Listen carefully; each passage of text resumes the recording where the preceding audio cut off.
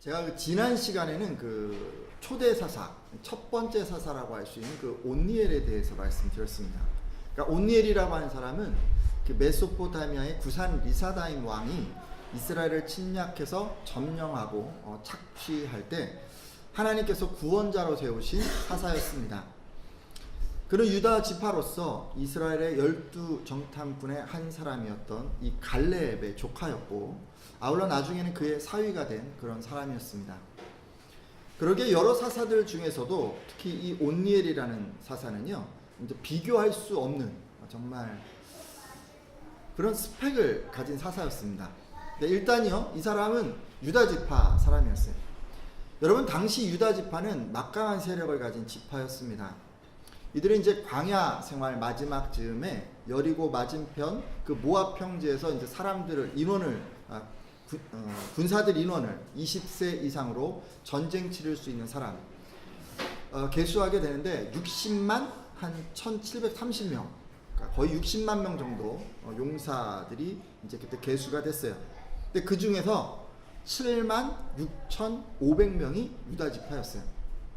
근데 여러분, 전체 이스라엘이 12지파였는데 7만 명이 넘는 군사력을 가진 지파는 딱 한 지파밖에 없었어요.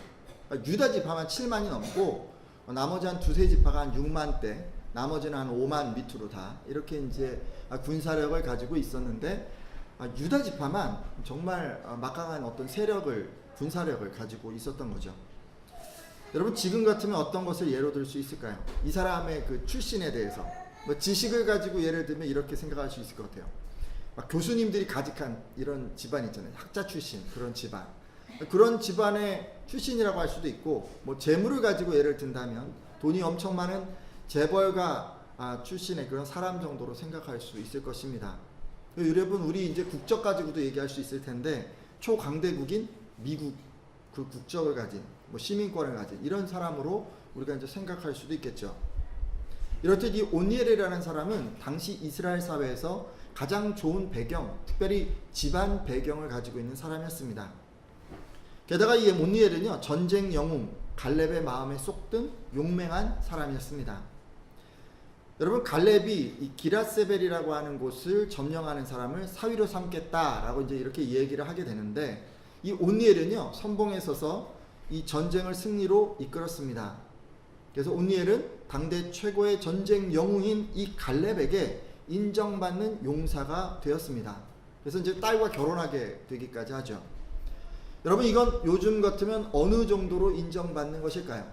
이제 학력으로 친다면 국내 인류대학을 나와서 미국의 최고 수준 대학원에서 박사학위를 받고, 누가 들어도 알만한 대학의 이 교수로 초빙되었다거나, 만약에 가진 것으로 치자면 사업에 엄청난 성공을 일구어서 누구나 알만한 그런 사업주가 되거나, 건물을 가지고 있다가 다 아는 어떤 건물, 그런 걸 몇 채를 가지고 있는 그런 재벌이 되었다거나, 요즘 월드컵이 한창이니까요, 축구 선수 같으면요 이런 선수일 거예요. 월드컵과 같은 무대에 나가서 득점왕이 돼가지고, 아니면 최근에 우리나라에서는 맨 오브 더 매치? MOM이라고 그러죠.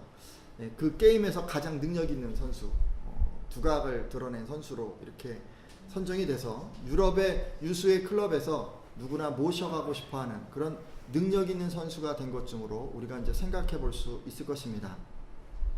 근데 여러분, 그러면요, 우리가 여기서 한 가지 생각해 볼 게 있어요. 온니엘은 이런 좋은 배경 때문에, 그의 엄청난 이런 스펙 때문에 그가 사사가 된 것입니까? 아니면 여러분, 운이 좋아서 때를 잘 타고 나서 그래서 그가 사사가 된 것입니까? 하나님께서 찾으시는 사람, 하나님께서 사용하시는 사람은 바로 이렇게 능력 있고 배경 좋은 사람들인 것입니까? 여러분, 어떻게 생각하십니까? 근데 그렇지가 않아요. 하나님께서 사용하시는 사람, 하나님께서 붙들고 선택하시는 사람은요, 이런 사람이라기보다는 그의 내면을 보시고 하나님께서 선택하신다는 것을 우리가 알 수가 있어요. 자칫 우리가 이 온니엘만 보면요, 하나님께서 조건 좋은 사람 선택하시고 그를 사사로 세우시는 것처럼 그렇게 생각할 수 있지만, 오늘 소개해드릴 이 두 번째 사사를 보시면 하나님께서는 그런 외적인 조건보다 중심을 보신다라는 것을 알 수가 있습니다. 자, 그러면요 여러분, 지금부터 하나님께서 이제 중심을 보시고 세운 사사를 한 사람 소개해 드리려고 합니다. 첫 번째 사사 온니엘이 그 다스리는 동안 이스라엘은 한 40년 정도 태평한 시간을 누릴 수 있었습니다. 근데 이제 온니엘이 죽자 이스라엘 자손들은 또다시 하나님 앞에 악을 행하기 시작합니다. 그러자 하나님께서는 이 이스라엘을 돌이키기 위해서 모압 왕을 통해 징계하셨습니다. 모압 왕 에글론이라는 사람이 있었는데요. 이 에글론 왕은 암몬과 아말렉 족속까지 다 동원해서 그들과 이제 동맹을 맺은 후에 이스라엘을 공격했고, 여러분 그 기세가 얼마나 강했던지 여러분 그 여리고성 기억하십니까? 처음에 가나안에 들어올 때 철옹성, 그 여리고성 성벽 두께가 마차 2대가 왕복할 수 있을 만큼 넓은, 근데 이 여리고성까지 이들이 점령해 버렸어요. 가나안 정복의 그 상징적 성읍인 그 여리고성 뺏겨버리고 말았습니다. 이후 이스라엘은 장장 18년 동안, 그러니까 여러분 메소포타미아 왕의 압제를 우리가 8년 받은 걸로 알고 있잖아요. 그렇죠? 그 전에 부산 리서다임. 근데 지금 그보다 훨씬 긴 18년이라고 하는 긴 세월 동안 이들은 모압 왕을 섬기면서 괴로움을 당하게 되었습니다. 자, 여러분 이렇게 압제를 받게 되자 이스라엘은 하나님께 부르짖습니다. 그런 이스라엘에게 하나님 어떻게 하셨을까요? 사사기 3장 15절 상반절 말씀인데요. 이스라엘 자손이 같이 한번 읽어주시겠어요? 시작. 이스라엘 자손이 여호와께 부르짖음에 여호와께서 그들을 위하여 한 구원자를 세우셨으니 그는 곧 베냐민 사람 게라의 아들 왼손잡이 에웃이라. 아멘. 지금 이들이 이스라엘 자손들이 우상을 버리고 다시 하나님께 돌아와서 회개하니까 하나님께서는 그들을 구원하기 위해서 두 번째 사사로 에훗이라는 사람을 세우셨습니다. 이 에훗이라는 사람, 근데 이 사람은 베냐민 지파였어요. 이 사람이 속한 베냐민 지파는 사실 이스라엘의 그 12지파 중에서는 그리 세력이 큰 지파가 아니었습니다. 오늘날로 치면 유복한 가정 형편이 아니거나 집안 배경이 좋지 않다거나 개인적인 인맥 별 볼 일 없는 그런 사람이었다고 볼 수 있습니다. 게다가 이 에훗은요 왼손잡이였어요. 여러분 왼손잡이는 어떤 사람이죠? 오른손을 쓰지 않고 왼손을 쓰는 사람이 왼손잡이잖아요. 그렇죠? 근데 지금 성경에서 말하는 왼손잡이는 조금 달라요. 오른손이 제9시를 못하는 자란 뜻이에요. 그래서 이거를 원어적으로 보면 지금 오른손이 어떤 장애가 있는 사람이라고 생각할 수 있어요. 그래서 양손을 다 쓸 수 있는 상태에서 왼손을 쓰는 왼손잡이가 아니라 오른손에 어떤 장애가 있기 때문에 어쩔 수 없이 지금 왼손만 사용할 수 있는 그런 사람이었다고 여러분 여겨집니다. 근데 여러분 이렇게 장애가 있는 사람, 이 에훗이라는 사람을 하나님께서 사사로 세우셨던 것입니다. 이것으로 보아 하나님께서는 잘생기고 재물도 많이 있고 집안 배경 훌륭하고 세상적으로 능력이 있는 어떤 그런 인정받은 사람만 사용하시는 것이 아니란 걸 알 수 있습니다. 그러니까 우리들이 생각하기에 누가 봐도 저 사람은 부족한 사람이야 라고 생각하는 그 사람까지도 하나님께서는 그분의 구원 사역에 사용하시는 그런 분이십니다. 가진 것이 없어도, 능력이 없어도, 집안이 별 볼 일 없어도, 게다가 오늘 이 에훗처럼 말이에요. 몸이 성하지 않아도 하나님께서 선택하시고 사용하시는 것입니다. 여러분 왜냐면요 사람들은 외모를 보고 사람을 평가하잖아요. 근데 하나님께서는 중심을 보시고 사람을 평가하시기 때문입니다. 하나님께서는 오직 그가 얼마나 하나님을 사랑하시는가를 보시고 그를 선택하십니다. 따라서 혹시 여러분 가운데 나는 건강이 좋지 않아서 하나님 일을 감당할 수 없을 거야. 나는 나이가 많이 들어서 이제 기력이 쇠해서 하나님 일을 감당할 수 없을 거야. 나는 아는 것 없고 배운 것 없고 가방끈 모질라서 하나님 일을 감당할 수 없을 거야. 이런 식으로 나는 부족하기 때문에 다른 사람들보다 잘난 것이 없기 때문에 하나님을 위해서 하나님 나라를 위해서 아무것도 할 수 없어라고 이렇게 생각하셨던 분들은 이 시간 그 마음을 좀 바꾸어 주시기를 부탁드립니다. 여러분이 그렇게 생각하시는 거는 지금 하나님을 잘 모르셔서 그래서 그렇게 가진 생각이세요. 하나님께서는 세상의 미련한 것들을 택하셔서 지혜 있는 자들을 부끄럽게 하시는 분이십니다. 세상의 약한 것들을 택하셔서 강한 자들을 부끄럽게 하는 그런 분이십니다. 여러분 믿으십니까? 하나님께서는요, 여러분 중심에 하나님을 사랑하는 그 마음만 있다면 저와 여러분처럼 부족한 사람들까지도 그 나라를 위해서 사용해 주시는 분이십니다. 할렐루야. 자, 여러분 그러면요, 이렇게 장애가 있는 에웃, 왼손밖에 사용할 수 없는 그런 사람을 어떻게 하나님께서 사용하셨을까요? 어떻게 이렇게 핸디캡이 있는 사람으로 이스라엘을 구원하게 만드셨을까요? 여러분 좀 궁금하지 않으신가요? 근데 여러분 말씀을 보면 하나님께서는 그의 이 장애를 사용해서, 그의 그 핸디캡을 사용해서 이스라엘의 구원을 이루셨습니다. 에웃이 가지고 있는 왼손잡이, 왼손밖에 쓸 수 없는 사람이라는 그 결점을 사용하셔서 바로 그 하나님 일을, 하나님 나라를 이루셨다는 말씀입니다. 당시 이스라엘 사람들은요, 지배국인 이 모압 왕 에글론이라는 사람에게 정기적으로 공물을 바쳤습니다. 이제 사사가 된 이 에훗, 이제 이 일을 감당하는 책임자로 모압 왕 이 에글론에게 나아갑니다. 이때 에훗은 그냥 간 게 아니고요, 한 45cm, 그러니까 여기서 한 이 정도 되는, 한 뼘이 좀 넘겠네요, 그죠? 한 이 정도 되겠네요, 그죠? 한 45cm. 이 정도 되는 긴 칼을 양쪽으로 딱 나리선 거를 갈아가지고 오른쪽 허벅다리 밑에 딱 숨겨서 여기다 딱 붙여서 딱 이제 이렇게 숨겨가지고 그리고 이제 왕한테 나간 거예요. 여러분 문재인 대통령이 어디 살죠? 청와대 살죠? 여러분 가보신 분 있으십니까? 그러니까 지금 가보신 분이 있어요. 저는 아직 못 가봤는데 예전에 저희 어머님 그 교회에서 그저 다녀오셨다는 얘기도 들어봤고요. 그랬는데 이제 요즘 들어보니까 가려면 한 6개월 정도 전부터 예약을 받아서 갈 수 있다고, 뭐 한 달 전에는 늦어도 해야 된다 이런 얘기가 있더라고요. 아마 이렇게 예약 받는 거는 미리 방문자들의 뭐 신상 파악을 하기 위해서 그래서 그런 게 아닌가 생각해 봅니다. 여러분 이렇게 다 조사를 하고도요, 막상 청와대 들어가려면 입구인 그 춘추관에서 검문을 받는다고 합니다. 그러니까 마치 공항 검색대에서 검색하는 것처럼 꼼꼼하게 이것을 진행한다고 합니다. 근데 이렇게 하는 이유는 불순한 의도를 가진 누군가가 무기 이런 걸 가지고 들어와서 대통령을 시해하는 것을 사전에 막고자 함입니다.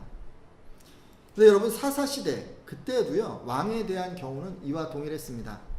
이스라엘 사람이 지배국인 이 에글론 왕 앞에 나가기 위해서는 철저한 검문 검색 이런 거 이제 다 받아야만 했던 거예요. 하지만 신기하게도 오른편 허벅다리에 칼을 숨긴 이 에훗은 발각되지 않았습니다. 아니 어떻게 이게 안 걸릴 수 있었을까요? 45cm면 엄청 긴 거잖아요, 그죠? 일단 이 모압 왕의 경비병들이 오른손을 쓰지 못하는 에훗을 소홀히 여겼을 수 있습니다. 근데 보통 여러분 우리가 전쟁을 치르면 대부분 이제 오른손을 써서 하는데 오른손은 이렇게 못 쓰는 거예요. 여기가 약간 이렇게 어땠는지 정확하게 모르지만 이렇게 힘이 안 들어간다든지 이렇게 덜렁덜렁 했을 수도 있고, 그러니까 사람들이 딱 보기에도 뭐 저 사람이 무슨 무기를 가지고 왕을 시해하겠는가 이렇게 생각했을 수 있잖아요, 그죠? 그래갖고는 그냥 무시했을 수 있어요.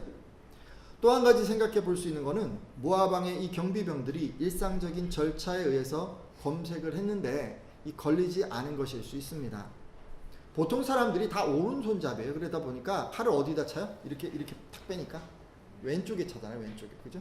그러니까 이제 검문하는 사람들이 대부분 어떻게 하냐면 딱 보고 왼쪽에 있는 점들 이렇게 탁탁 이렇게 해보고 그냥 없으면 그냥 들어가서 이제 이런 식으로 했을 거 아니에요, 그죠? 근데 이 사람은 오른쪽에다 찼잖아, 그죠? 그러니까 사람들이 이제 의심을 안 하고 그냥 했는데 그냥 거기까지 다 확인하지 못하고 이렇게 이제 보냈을 수 있습니다. 근데 어떤 이유에서든 지금 에훗은 칼을 숨기고 모압 왕 앞에 지금 나갔는데 걸리지 않은 거예요. 사실 에훗이 왜 이렇게 이것을 해봤는지는 이 성경이 자세히 언급하지 않습니다. 한 가지 확실한 것은요, 이렇게 차고 앞에 갔는데도 이제 걸리지 않았잖아요. 그걸 확인했잖아요. 그것을 알게 된 이 에훗은 그 후로 머뭇거리지 않고 바로 이 모압 왕을 죽이기 위한 이 거사를 시작했다는 것입니다. 사사기 3장 18절 말씀인데요. 한번 읽어주시겠어요? 에훗이 시작. 에훗이 곡물 바치기를 마친 후에 곡물을 메고 온 자들을 보내고. 아멘. 여러분, 이제 칼을 차고 갔는데도 안 걸렸어요. 이제 다 다시 나왔어요. 칼을 숨겨서 왕 앞에 나가 이 곡물을 바치고 이제 돌아오는 길에 에훗은 함께 곡물을 바치러 갔던 그 이스라엘 사람들을 다 먼저 돌려보냅니다. 지금 에훗은요, 모압 왕 에그론을 죽이기 위해서 그 거사를 이제 홀로 자기가 담당하기로 작정한 것입니다. 여러분 기억하시죠? 마치 그 하얼빈 역에서 안중근 의사가, 그죠? 이토 히로부미 사살했던 것처럼 마치 그런 장면이에요. 이게 지금 안중근 의사는 1910년 그 순국하게 되시는데 동포들에게 이런 글을 남기셨습니다. 내가 한국 독립을 회복하고 동양 평화를 유지하기 위하여 3년 동안을 해외에서 풍찬 노숙하다가 마침내 그 목적을 달성하지 못하고 이곳에서 죽노니 우리들 2천만 형제자매는 각각 스스로 분발하여 학문을 힘쓰고 실업을 증진하며 나의 끼친 뜻을 이어 자유독립을 회복하면 죽는 여한이 없겠노라 라고 이렇게 얘기했습니다. 그의 유언입니다. 다른 사람들이 자기 뜻을 이어서 조국의 독립을 쟁취하기를 갈망했습니다. 아마 홀로 모압 왕을 지금 죽이기 위해서 칼을 품고 들어가는 이 에훗도 이런 심정이 아니었을까 생각해 봅니다. 네, 여러분, 하나님께서요, 여러분에게도 또 저에게도 이렇게 하실 때가 있습니다. 하나님 나라를 확장하기 위해서 많은 사람을 붙여주시고 주변에 좀 동역자들을 붙여주시면 참 좋으련만, 그래서 그 사람들과 더불어서 함께 이 사역을 감당하면 참 좋으련만, 때로 안중근 의사처럼 말씀 속에 이 에훗처럼 홀로 주님 나라를 위해서 사역하게 하실 때가 있습니다. 여러분, 교회 사역도 그렇지 않나요? 교회 사역을 여러분 하실 때 홀로 식사 준비를 헌신할 때가 있고, 홀로 설거지에 헌신할 때가 있고, 홀로 주일학교 학생들을 돌볼 때가 있고, 홀로 다른 성도들을 위해서 기도할 때가 있고, 홀로 교회 구석구석에서 공동체를 세워나가기 위해서 여러분 헌신하실 때가 있습니다. 교회 밖에서도 마찬가지 아닌가요?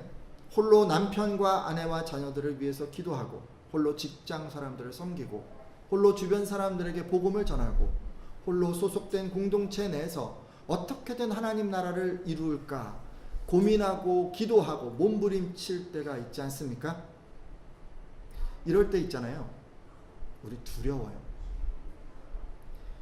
홀로 뭔가 한다는 게 너무나도 힘듭니다. 나만 튀는 것이 아닌가? 그냥 다른 사람들처럼 중간만 할까? 이러다 나만 손해보는 것은 아닌가? 다른 사람들은 아무도 이렇게까지 안 하잖아 라는 이런 부정적인 생각들이 꼬리에 꼬리를 물고 이어집니다. 여러분, 바로 이런 상황에서 내가 혼자 감당해도 승리할 수 있다. 내가 혼자 이 일을 해도 하나님께서 내게 승리를 주실 것이다 라는 것을 알 수만 있다면 얼마나 좋을까요? 에훗이 거사를 앞두고 칼을 숨기고 들어가는 것이 과연 가능한가 미리 확인했던 것처럼 말입니다. 오늘 예배자들 가운데 혹시요 그런 마음 있으신가요? 나 혼자 하는 것 너무 힘들고 그래서 주저하는 그런 분들 있으십니까? 그러면요, 여러분, 하나님께 나가서 물으십시오. 하나님, 제가 이 일을 감당하는 것이 맞습니까? 제가 혼자 이 일을 해도 이곳에 과연 하나님 나라가 이루어질 수 있습니까? 라고 여러분 그렇게 물어보십시오. 여러분이 이렇게 기도할 때 하나님께서 여러분 확실한 증거를 보여주시리라 믿습니다. 그래서 여러분, 하나님께서 주신 그 증거를 가지고 하나님께서 말씀하신 것을 반드시 이루시겠구나 라는 그런 확신을 갖도록 하십시오. 자, 여러분, 이렇게요, 다른 사람 다 보내고요, 에훗은 이제 혼자 칼을 품고 모압 왕에게 다시 들어갑니다. 사사기 3장 19절 말씀인데요, 여러분 같이 한번 읽어주시겠어요? 자기는 길갈 근처 시작. 자기는 길갈 근처 돌 뜨는 곳에서부터 돌아와서 이르되 왕이여 내가 은밀한 일을 왕에게 아뢰려 하나이다 하니 왕이 명령하여 조용히 하라 하매 모셔선 자들이 다 물러갔더라. 아멘. 여러분 이제요 이게 가능한 줄 안 이 에훗은 허벅지에 그 칼을 숨기고 다시 이제 모압 왕에게 돌아갑니다. 그리고 이 모압 왕 에글론에게 왕이여 제가 조용히 드릴 말씀이 있습니다라고 말했습니다. 그러자 별다른 의심을 하지 않은 이 에글론 왕은 경비병들을 물러가게 했습니다. 여러분 이어지는 또 말씀을 계속 보면 이렇게 이제 단둘이 남게 되었는데 에훗은 하나님이 왕에게 전하라고 하신 그 말씀을 제가 가져왔습니다 라고 이렇게 이야기를 합니다. 그러자 이 왕은 에훗의 메시지를 듣기 위해서 그 자리에서 일어납니다. 에훗은요 이 기회를 놓치지 않고 왼손으로 오른쪽 다리에서 칼을 뽑아서 단번에 왕의 배를 찌릅니다. 이 한 번의 시도로 모압 왕 에글론은 그 자리에서 소리도 내지 못하고 거꾸러져서 죽습니다. 자 이렇게 모압 왕을 죽인 후에 이 에훗은 문을 잠그고 탈출하는 데 성공합니다. 그리고 돌아와서 이스라엘 군대를 소집하게 되죠. 사사기 3장 28절에서 29절 말씀인데요. 제가 읽겠습니다. 그들에게 이르되 나를 따르라 여호와께서 너희의 원수들인 모압을 너희의 손에 넘겨주셨느니라 하매 무리가 에훗을 따라 내려가 모압 맞은편 요단강 나루를 장악하여 한 사람도 건너지 못하게 하였고 그때 모압 사람 약 10,000명을 죽였으니 모두 장사요 모두 용사라 한 사람도 도망하지 못하였더라. 아멘. 지금 에훗은요 에브라임 산지로 갑니다. 그리고는 소집 나팔을 붑니다. 그러자 이제 산에서 이제 사람들이 다 내려오게 되죠. 모여든 이스라엘 사람들을 보고 나를 따르시오. 여호와께서 여러분의 원수 모압 사람들을 여러분의 손에 넘겨 주셨습니다라고 그렇게 이야기를 합니다. 이스라엘 사람들은 에훗이 지금 모압 왕을 죽인 것을 알고 용기를 냈습니다. 그래서 이스라엘 사람들은 모압으로 들어가는 요단강 나루를 장악하고 모압 사람들이 단 한 사람도 건너가지 못하게 했습니다. 그러니까 적의 퇴로를 딱 차단하고 도주하는 적군을 다 처단해 버린 것입니다. 이날 이스라엘은 이렇게 해서 10,000명에 이르는 그런 모압의 정예군을 남기지 않고 다 모조리 죽일 수 있었습니다. 그래서 이날 이후로 이 모압은 이스라엘에게 굴복했고 그 후로 그 땅에는 80년 동안 평화가 있게 되었습니다. 사실 여러분 그 모압 왕, 이 에훗이 모압 왕을 처단하기까지 이스라엘 사람들은 모압 사람들을 두려워했습니다. 그래서 아무런 저항도 하지 못하고 굴복하고 살았습니다. 에훗이 이 에브라임 산지에 가서 군대를 소집한 것으로 보아서 어쩌면 이들은 모압 군대를 피해서 그곳에 숨어 있었을지도 모릅니다. 하지만 하나님께서 이 에훗을 통해서 모압 왕 에글론을 처단했다는 소식을 듣고 이들은 모두 산에서 내려왔습니다. 모압 왕의 죽음은 하나님께서 지금 이 전쟁에 개입하고 계시다는 것을 이스라엘 사람들에게 알게 한 사건이었습니다. 그래서 이스라엘은 용기를 얻어서 지금 분연히 일어나게 된 것입니다. 반면에 비참하게 왕을 잃은 이 모압은 전의를 상실하고 이스라엘 군대에게 쫓기게 됩니다. 이렇듯 여러분 하나님께서는요 한 사람의 승리, 그 한 사람의 승리가 모두의 승리가 되도록 그렇게 만드시는 분이십니다. 저는 여러분들도 이스라엘 사람들처럼 분연히 일어나시길 부탁드립니다. 때로 우리들은요 세상이 주는 어떤 두려움 때문에 하나님 나라를 위해서는 아무것도 하지 못하고 그저 하루하루 먹고 사는 것에 분주하게 살아갈 수 있습니다. 이스라엘 사람들이 모압 사람을 두려워함으로 그저 산에만 숨어 있었던 것처럼 말이죠.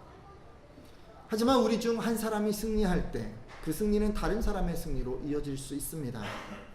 왜냐하면 그 사람의 승리는 하나님께서 이미 여러분의 전쟁에 개입하고 계시고 역사하고 계시고 승리를 주실 것이라는 것을 확실하게 보여주기 때문입니다. 지난 주일에 이제 재훈 형제 할머님 병상세례 다녀왔습니다. 오랜 시간 기도하고 준비한 것이었기 때문에 이 할머님의 영접하는 것, 또 세례를 바라보는 성도들의 마음은 남달았으리라 생각합니다. 그분이 예수님을 영접한 것은 그 한 사람이 오랜 기간 무릎으로 싸워온 전쟁에 대한 어떤 승리였기 때문입니다. 저는 이 할머님의 영접이요, 그분의 세례받음이 그것으로 끝나지 않기를 바랍니다. 단순히 한 성도의 승리의 이야기로 이게 끝맺지 않기를 바랍니다.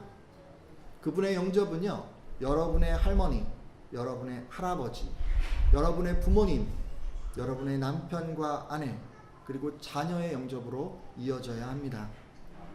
여러분의 친구, 직장 동료의 영접으로까지 이어져야 합니다. 그래서 한 사람의 승리가 그것으로 끝나는 것이 아니라 여러분의 승리가 되도록 그렇게 만드셔야 합니다. 혹시 그동안 이스라엘 사람들이 산에 숨어 있었던 것처럼 염려와 불안과 미래에 대한 두려움으로 아무것도 못하고 그냥 주저앉아 있었던 그런 분들은 이제 하나님을 바라보시고 분연히 일어서시길 바랍니다. 그래서 여러분의 가정에도 여러분의 주변 사람들에게도 하나님의 나라가 임하게 만드시길 바랍니다. 여러분이요, 이 말씀을 붙들고 가셔야 돼요. 아까 그런 얘기를 하잖아요. 나를 따르라 라고 이야기하면서 하나님께서 너희 원수들을 너희 손에 넘겨주셨느니라 라고 이렇게 말씀하시잖아요. 여러분, 이 말씀을 여러분들이 부여잡고 믿음으로 나아가셔야 하는 겁니다. 이 말씀을 부여잡고 복음을 들고 나아가는 분들마다 하나님께서 반드시 승리를 안겨주실 것을 믿습니다. 이제 기도하고 마치려고 하는데요, 하나님께서요, 부족한 사람들을 들어서 쓰시는 분이시라는 거 우리 알 수가 있었어요. 여러분, 부족하지만 하나님께서는 오히려 그 부족함을 통해서 하나님 나라를 이루시는 분이십니다. 그간 자신의 부족함 때문에 주저했던 분들, 이제 후로는 하나님 나라를 위해서 헌신하겠다고 그렇게 결단해 주십시오. 그리고 나 혼자만 하나님 나라를 위해서 헌신하는 것은 아닐까 두려워했던 분들은 이 시간 하나님께서 그 전쟁을 승리하게 하실 것을 확신하게 해달라고 기도해 주십시오. 또 다른 성도들의 삶에 나타난 그 하나님의 승리가 여러분의 삶에도 이어지도록 하겠다고, 이를 위해서 이제는 산에만 머무르는 게 아니라 이제 내려와서 복음을 들고 전진하겠다고 여러분 이렇게 결단해 주십시오.